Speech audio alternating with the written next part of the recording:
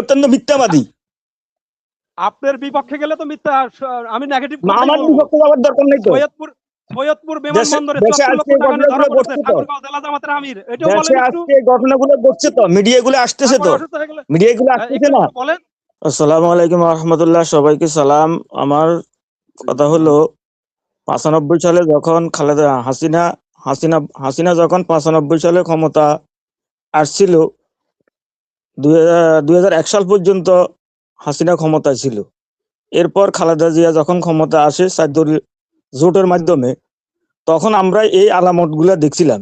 ১ সালে যে কি আলামত তারা দেশে সৃষ্টি করছিল বিএনপি, হুবহুব একই আলামত এখন তারা আবার শুরু করছে। বা আমরা নির্বাচন করছি অন্য দলের, আমরা বিএনপির নির্বাচন করি নাই বিদায় আমাদের বাড়িঘর দুয়ারের সামনে আসি বোমা মারতে হইব, এমন কোনো কথা আছে?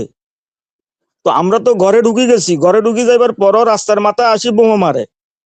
তো এখন দেখা গেছে এই কথাগুলো এখন তো বলা যায় না। কালকে বলতে গেছি আর বলছে যে বট বাহিনী। তো আমরা কোথায় যাব?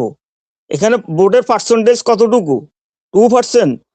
এই 2% কি এই যে ভোটগুলা বিরোধী মতে গেছে, তারেক রহমান কি এই বিরোধী মতকে ওন করে না?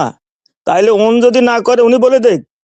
তো উনি তো বলতে পারতো, উনি যখন উনি ২০০-র উপরে সিট পাইছে, ১৫১ সিট লাগে সরকার গঠন করতে, তাহলে তো উনি তখনই বলতে পারতো যে এই কথাটা, যে আমি এই দেশে আর কোনো সহিংসতা, কোনো সন্ত্রাসবাদী আর দেখতে চাই না। যেটা হাসিনার আমলে ঘটছিল এটা আমরা পুনরাবৃত্তি দেখতে চাই না। উনি কেন বললেন না? না বলার পরে দেখা গেছে আজকে বিভিন্ন জায়গাতে এই কাহিনীগুলো ঘটতেছে। বিভিন্ন বোমার আওয়াজের জন্য মানুষ রাত্রে ঘুমাইতে পারতেছে না। এটা কি আবার অরাজকতা হয়ে গেল দেশটা? এখনো তো উনি ক্ষমতায় বসে নাই। বসার পরে উনি তো এটাকে নিয়ন্ত্রণ, খালেদা জিয়া দেখা গেছে আপনার ক্লিন হার্ট গঠন করছে এদেরকে দমানোর জন্য। যে ক্লিন হার্ট গঠন করছে, ওই ক্লিন হার্টে হাসিনা ব্যবহার করে বিএমপির কে আবার দমাইছে। তো আমরা তো এই ধরনের কিছু চাই না। এখন বিএমপি কি করবে না করবে সেটা বিএমপির ব্যাপার, কিন্তু যদি এই জনসাধারণ আবার রাস্তায় নামে তাহলে দেশের অবস্থা খুব খারাপ হবে ভাই। এটা বিএমপি কে চিন্তা করতে হবে।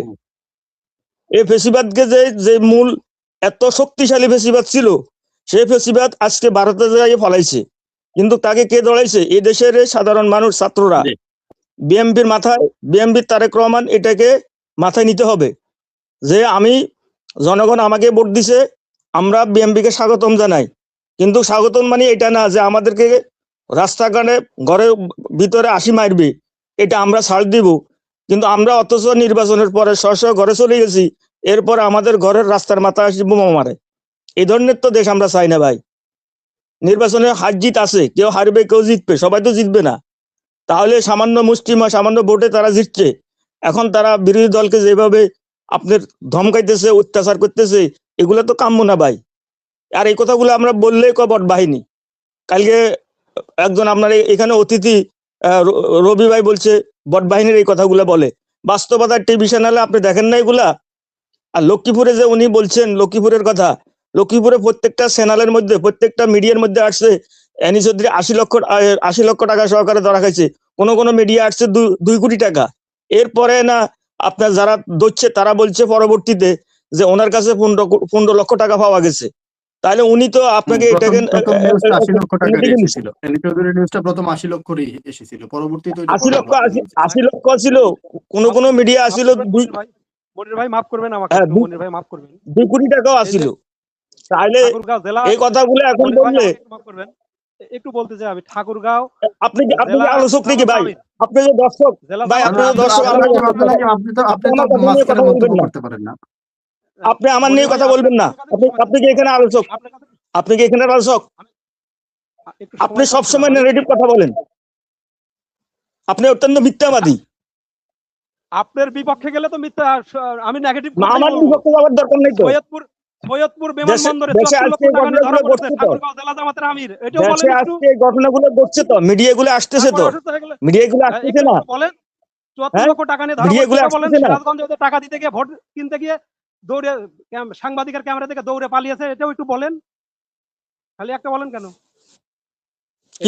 আপনি মিডিয়া কি দিচ্ছেন? আপনারা তো অন্ধ, আপনারা হইলেন অন্ধবিশ্বাস, এলি চৌধুরীর আপনারা টাকা ধরা অন্ধবিশ্বাস। পড়েছে, ওটা নির্বাচন আমরা কমিশন অন্ধবিশ্বাস থেকে নয়, অনুমোদনকৃত টাকা, আমরা এই অন্ধবিশ্বাস অতি নয়, সহজের সাথে, বুঝছেন, আমরা অনুমোদনকৃত টাকা। অন্ধবিশ্বাস না। জি, আচ্ছা ধন্যবাদ।